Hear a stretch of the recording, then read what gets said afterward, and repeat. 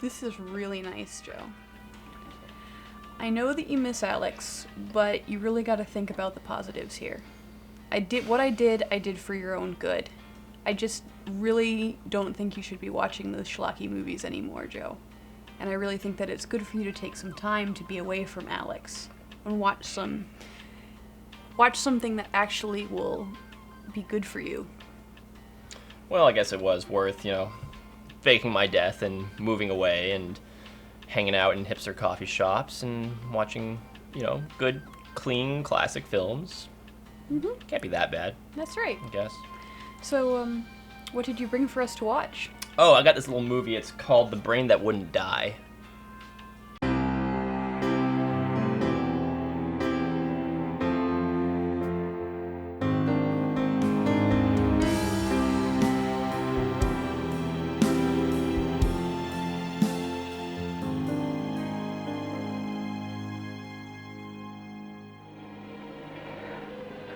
The operating room is no place to experiment.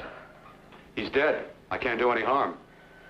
The Brain That Wouldn't Die is about a scientist who tries to find a replacement body for his fiancee's head after she gets decapitated in a car accident.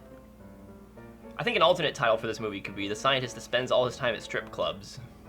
Yeah, you could say that this movie is like an argument for like the ethics of science, but I really just think that the filmmakers were like perverts.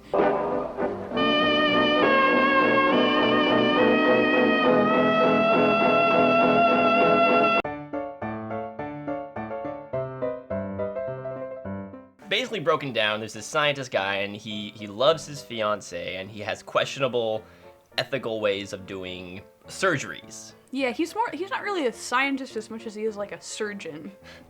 Who has questionable ways of doing surgeries because he brings people back from the dead, I guess. Stop massaging the heart. Let's see if it can take over by itself. He's not doing anything super questionable. He brought a dead guy back to life through surgery. Well, you could argue that guy wasn't really dead, though. Like, Yeah. I don't feel like what he did was any different than, like, defibrillating someone. Yeah, but his dad's like, oh no, you use your witchcraft science.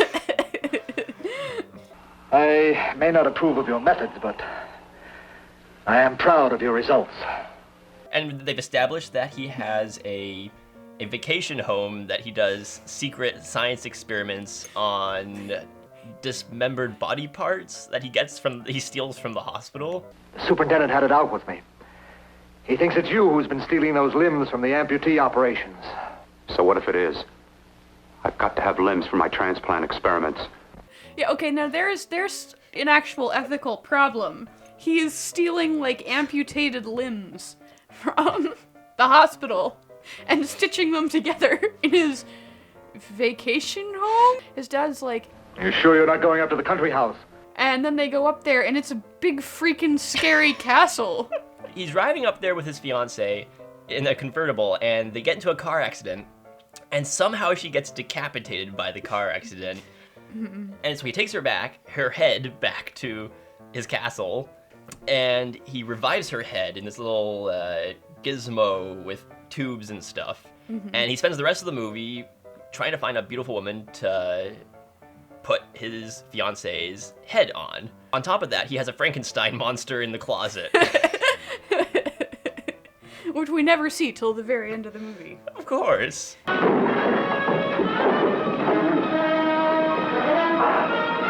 I was wondering because really most of this movie is just him going around talking to beautiful women. You could cut out half that stuff and the film would still make sense. And the other half is watching his fiance's head, which comes to, and she's just evil for some reason. So this movie has all of... Joe, what the crap? You have a drinking problem. No! Who is the protagonist here? It's really hard to say, because, none of these characters have any redeeming qualities. I guess if I was gonna root for someone, it'd be for the fiancé, because she at least is, like, angry at him for trying to kill other women so that he can attach their body to her head. So she's like upset about that, but then she's also like pure evil. But then like the main character guy, he's, in addition to being like an evil scientist, he's also a creepy pervert. He's like, I don't just want to find a new body for my fiance. I want to find the sexiest body I can. Katy, it's for science. It's for science. You may be just what I'm looking for. Trust me, honey. Your original body was prettier. I really think that. So this film I kind of saw as a ripoff of a French film called Eyes Without a Face. Because Eyes Without a Face was released in 1960, and it's about a dad that kidnaps women, and he's a surgeon and steals their faces because he's trying to graft them onto his daughter's face. And the movie ends also similarly, like in the brain that wouldn't die. That one ends similarly in that the dad ends up dying and a monster gets on the loose. But then this film, The Brain That Wouldn't Die, was released 2 years after that in 1962. Now, Eyes Without a Face was able to get away with a lot more graphic content because it's a French film, I guess. And this one, I didn't think they were going to show really any gore because the very first scene of violence is her getting decapitated, and they were very careful not to show anything. Like the scientist guy takes her head, but he wraps it up in a blanket so the audience can't see it, and all that kind of stuff. But surprisingly, it gets pretty gory later on in the movie.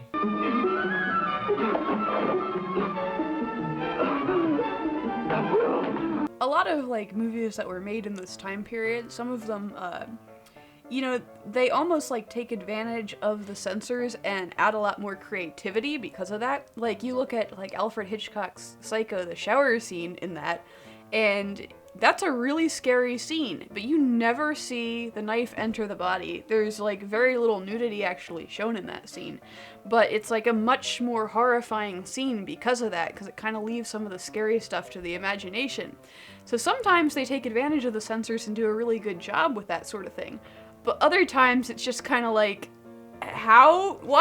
What just happened there? I think she got decapitated, but I'm not sure. I love how when the scientist assistant gets his arm ripped off by the monster, the actor has to wear this giant trench coat so he can hide his arm in the suit. But then not only that, when the guy goes stumbling out of the room, he has to like smear the stump arm on every wall as he walks past it. I'm like, good heavens, dude. I mean, I know you're in pain and all, but like you look like you're trying to like smear blood on the walls there. The director's like, damn it, man, we had a budget for fake blood and we are going to use it. Yes, here's some chocolate syrup. Hi, kids.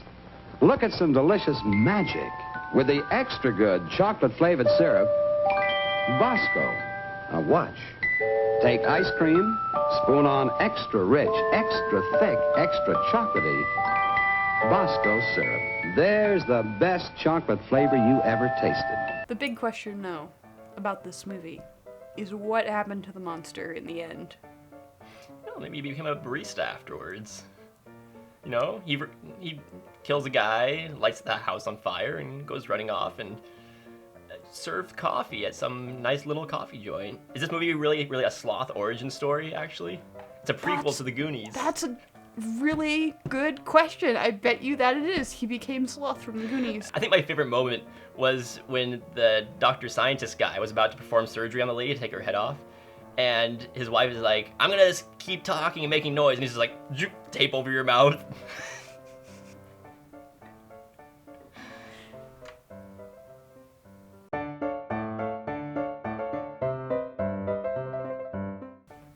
Would I recommend The Brain That Wouldn't... Oh, crap. Die. Would I recommend The Brain That Wouldn't Die? You know, I had fun with this movie. It is kind of slow at parts, though. It reminds me of a lot of those 1950s monster movies where they film all the monster stuff and they don't have enough footage to cover the entire movie, because a good chunk of this movie is just the scientist guy walking around trying to find a beautiful lady and like stalking ladies. And that was when the film was the least interesting. It was at the most interesting when it went back to the lab. And although they had a good amount of that towards the end and some towards the beginning, I don't know if there's enough in there to justify me really recommending it to people who love B movies or not. If you're really into B movies, I'd say, yeah, check it out. It's kind of fun. I don't know if I ever will again.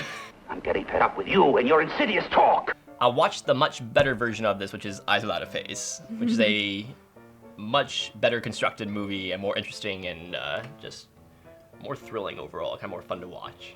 Yeah. If I was like 10 years old, I would have been terrified of this movie because it surprisingly, even though the effects are corny, it actually does have some tension in it, so that's a good thing, but I would never actually show it to a 10-year-old because there's a little bit of inappropriate strip club, that kind of stuff in it. So that's the only problem, is I can't really recommend it to show to 10-year-olds, but I think 10-year-olds are the only people who'd really be scared by it, so... This movie is for no one. It's for no one. People fear what they don't understand and what they can't see. But, you know, compared to other movies in the same era, some of the B movies just seem to, like, drag on and on. Whereas this one, you know, for all its flaws, I was kind of, like, curious to see what would happen next. And every time he talked to a girl, I was, like, wondering, like, oh no, is she gonna die? Is she not gonna die? So how's that going for it? But it's only 82 minutes long. It's less than an hour and a half. So. Yeah, so the timing's good, but would I recommend it? Nah, probably not. I just can't wait to get to the other movies on this list. We have four movie pack with The Brain That Wouldn't Die, Dr. Jekyll and Mr. Hyde, King of the Zombies, and my personal favorite, The Killer Shrew. We need... Yes. Yes.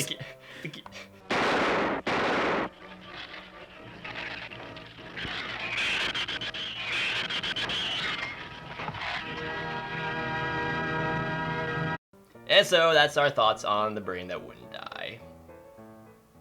Save yourself 82 minutes. It will kill your brain. No, it will leave your brain just barely alive, so you're suffering. I'm gonna get some more coffee. I'll be right back. Alright, you do that. It's so weird. These coffee shops never have regular coffee. They just have this Americano shit